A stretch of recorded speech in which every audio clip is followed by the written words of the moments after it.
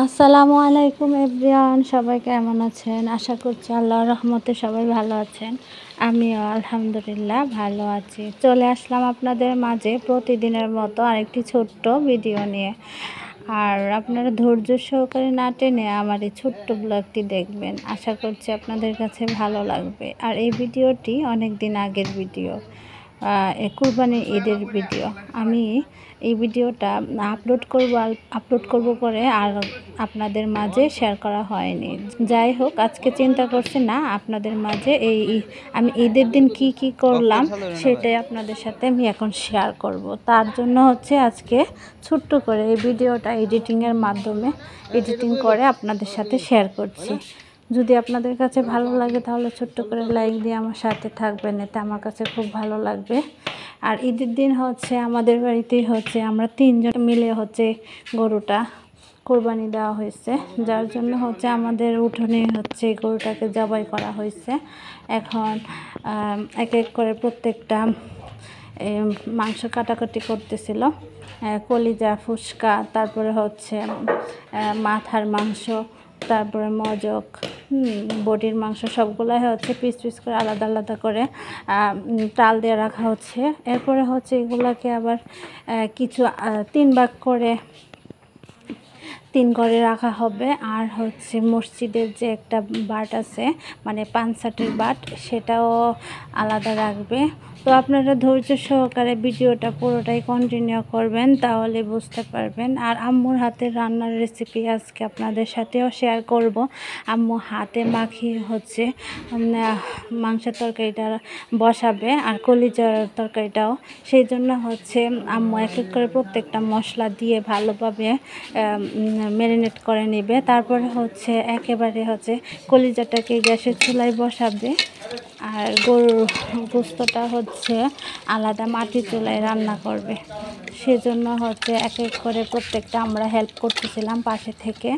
আমি আম্মুর যা যা লাগতেছিল সেটা আগায় পিছায় দিয়ে দিচ্ছিলাম। আর দেখতেই পাচ্ছেন, যেহেতু আমি ক্যামেরা নিয়ে বসে আছি, ক্যামেরার মাধ্যমে কিছুটা আপনাদের সাথে শেয়ার করার জন্য ভিডিও করে নিলাম।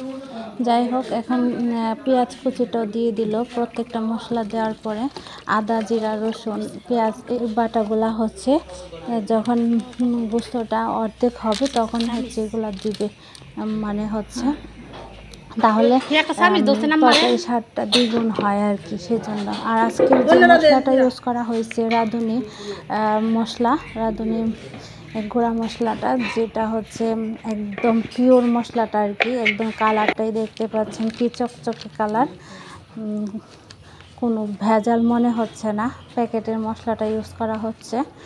যাই হোক, তরকারি স্বাদটা আসলে মানে আমি যেহেতু ভিডিওটা অনেক দিন আগের করা, সেজন্য বলছি অনেক মজা হয়েছিল। আর বিশেষ করে ঈদের সময় যদি এইভাবে মাখিয়ে রান্না করা হয় আর একদম পিওর মশলাটা দিয়ে মাখায় রান্না হয়, তাহলে তো কথাই নাই, তরকারির স্বাদ দ্বিগুণ হয়। আর মায়ের হাতের রান্না তো অসাধারণ, সেটা তো বলার বাহিরে। যাই হোক, এক এক করে প্রত্যেকটা মশলা দিয়ে ভালোভাবে ম্যারিনেট করে চুলাতে বসানো হবে। সেই জন্য প্রসেসিং চলতেছে। আর সেই ফাঁকে ঈদের দিন, কোরবানির ঈদের দিন তো আর আমরা কাজ করতে হয়, এটা মানে বেড়ানোর কোনো কায়দা নাই। যদিও রোজা ঈদে আমরা অনেক ঘোরাঘুরি করছি, নদীর পাড়ে গেছিলাম সবাই মিলে, তখন সারাদিন ঘোরাঘুরি করে তারপর বাসায় আসছি বিকালের দিকে। তো এই কোরবানি ঈদের দিন একদমই বের হতে পারিনি, কারণ পর্যাপ্ত পরিমাণে কাজ ছিল। এই কাজ করে, খাওয়া দাওয়া করে, এবং বিশেষ করে ভুঁড়ি পরিষ্কার করে আমি অবস্থা খারাপ হয়ে গেছিলো। আমি পরবর্তীতে গরুর মাংস খাইতেই পারি নাই।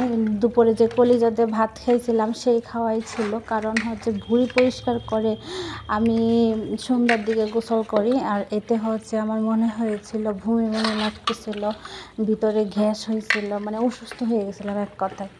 এতটা খারাপ লাগছিল, বসে থেকে এত কাজ করার পর কোমর নিয়ে উঠতে পারি না, এরকম অবস্থা হয়েছিল। যাই হোক, এরপরে দু একদিন পরে আলহামদুলিল্লাহ সুস্থ হয়ে উঠি। আর এক এক পরে এই যে ইদানিংয়ের ঘটনায় আপনাদের সাথে আমি শেয়ার করি যে আমি প্রায় সময় অসুস্থ হয়ে যাচ্ছি। একবার হচ্ছে আমাকে বিমরুলে কামড়ায়, এতে হচ্ছে মাথায় হাতে অনেক জায়গায় ফুলে যায় এবং ব্যথা ছিল, তার জন্য মেডিকেল ভর্তি ছিলাম 2 দিনের মতো। আজকে থেকে প্রায় 15 দিন আগের ঘটনা। তখন হচ্ছে আমি আবার যে অটো থেকে পড়ে পায়ে ব্যথা পাই, এখন আলহামদুলিল্লাহ কিছুটা ভালো, তবে তারপরেও কিছুটা ব্যথা পাই মাটিতে পা ফেললে। যাই হোক, সব মিলাই বলবো আলহামদুলিল্লাহ আলহামদুলিল্লাহ। আপনারা আমাদের সকলের জন্য দোয়া করবেন, আর আমিও সবার জন্য দোয়া করি। আর আপনাদের কাছে যদি আমার এই ছোট্ট ব্লগটি আজকের মতো ভালো লাগে, তাহলে অবশ্যই ছোট্ট করে একটু লাইক দিয়ে আমার সাথে থাকবেন। আর আমার ঈদের দিনের ব্লগটি আপনাদের কার কাছে কেমন লাগছে অবশ্যই কমেন্ট করে আমাকে বলবেন, এতে আমার কাছে খুব ভালো লাগবে। তো সবাই ভালো থাকবেন, সুস্থ থাকবেন। আল্লাহ হাফেজ, আসসালামু আলাইকুম।